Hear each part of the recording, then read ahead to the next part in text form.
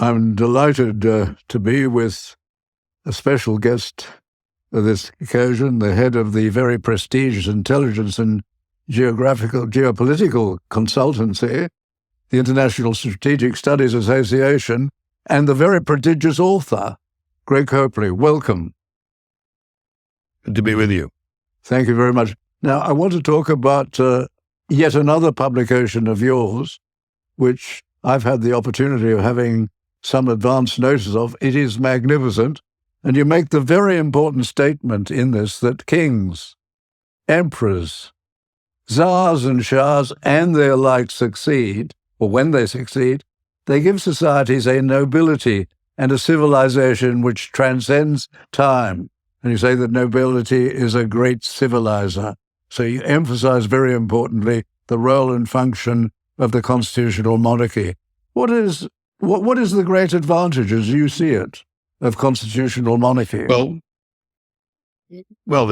There's constitutional monarchy is a relatively new thing. We saw the end of absolute monarchies with the time of the U.S. Revolutionary War, for example, literally against George III in the United Kingdom. At that stage, the British monarchy was transforming itself into a constitutional monarchy. And by the time the United States had separated, Britain had also started to develop a very constitutional style of monarchical governance. The reality was that going forward from that point, we saw monarchies become more of a stabilizing influence and less prone to radical moves and unstable governance. What happened, though, was that we saw a lot of the old style monarchies being swept off the board with the Industrial Revolution, with the US Revolution and the like, giving a lot of impetus to this. And we saw the rise of republics. And republics were all built around ideologies, and they were all built theoretically around democracy, where there was no bar to any individual rising in status and in power to the point where they could become the head of state.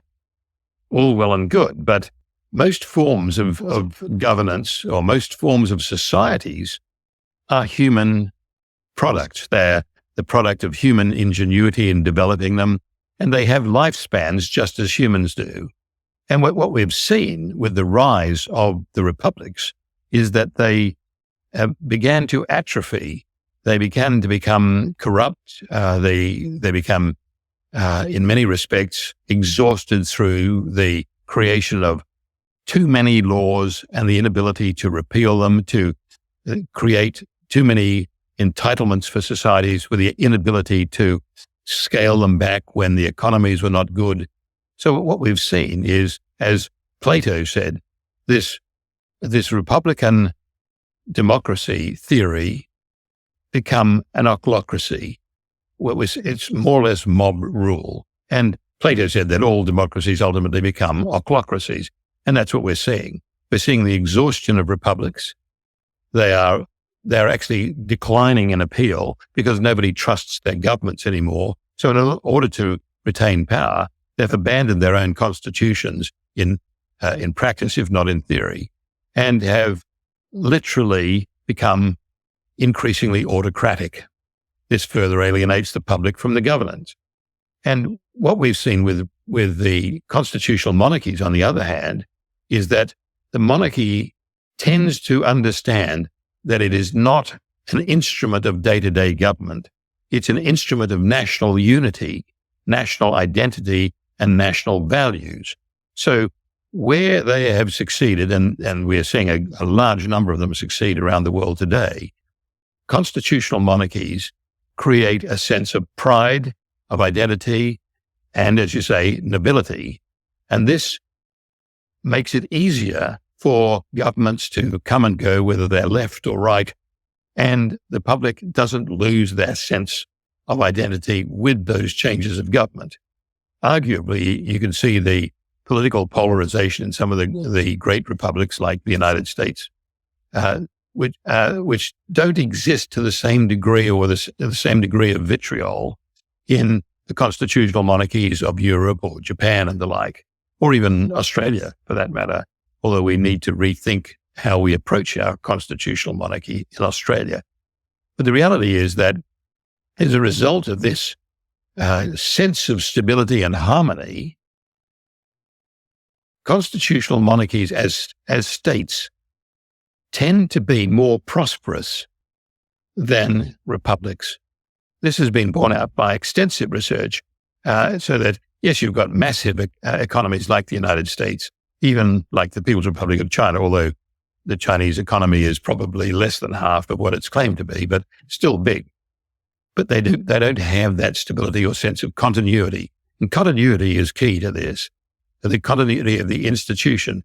The British really began to master this before the age of constitutional monarchies, in the generations after William the Conqueror, when they came up with the formula so that the king never dies. In a sense, the crown always passes to somebody who is known and prepared for the role of the incoming monarch. So the king is dead, long live the king, was the traditional cry. Well, that gives a sense of certainty and security and stability to societies. And I can't emphasize enough the fact that nobility is one of the keys to this. It's the key to the great social contract. All societies need a social contract, whether written or unwritten, between the governed and the governors. And what we're seeing today... Just on that, you'll be interested to know I was recently some time ago in a taxi. The driver was from Afghanistan, and Afghanistan was going through another dreadful period. And I said to him, and I did hope that he would answer in the way that he did, I said to him, was there a golden age in Afghanistan where you didn't have all of these problems? And he said, yes, there was. It was under the king.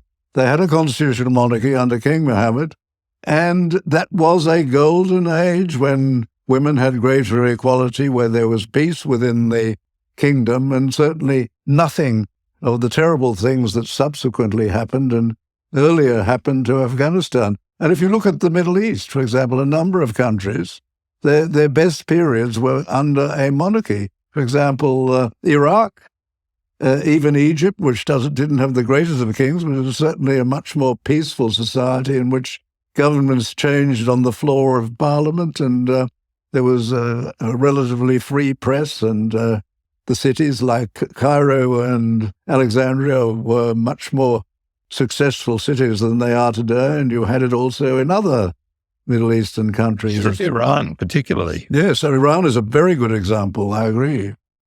Yes, it was just an outstanding example. And there we saw the Shah undermined by the United States, by Jimmy Carter, who felt that he could do a better deal with a religious leader. How did that work out for you? I noticed that an analogy is drawn with that by the person the very esteemed person who writes the foreword to your book. He points out to the Americans doing exactly the same thing in Afghanistan. Yes.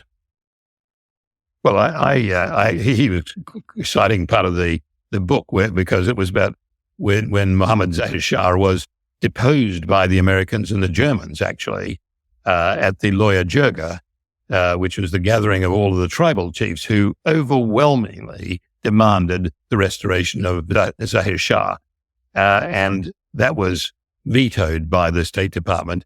And the king accepted that and quietly went into retirement in a home in Afghanistan. He was able to return home there. Why on earth were the Germans involved with that decision?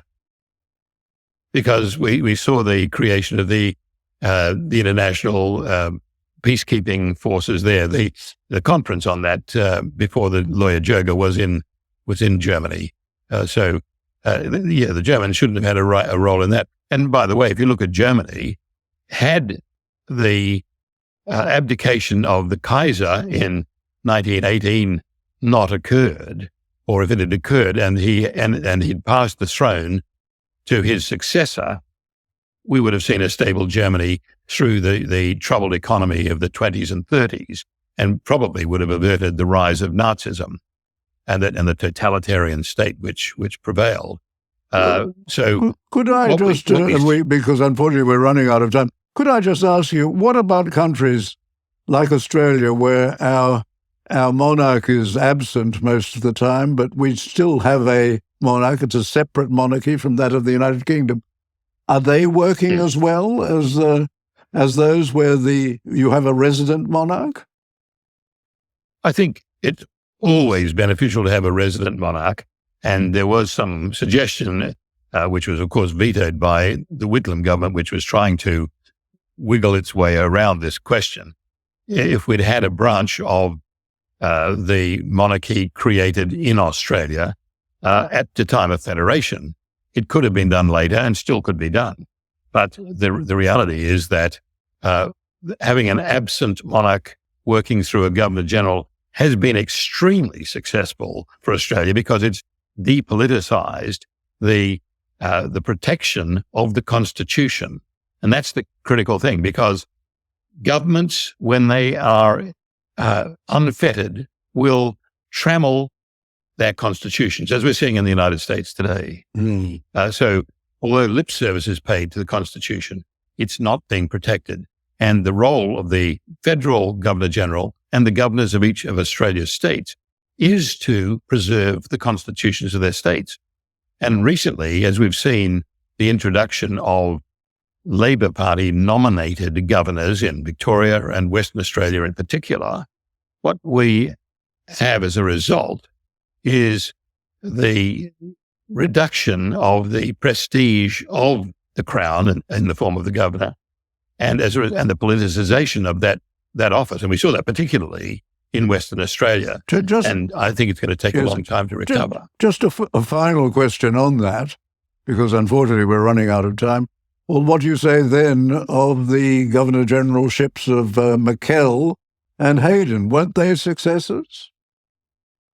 Well, yes, we had very successful Labor-nominated Governors-General, and particularly Mr. Kerr himself, who dismissed the Whitlam government, because he took his role and his oath of office extremely seriously.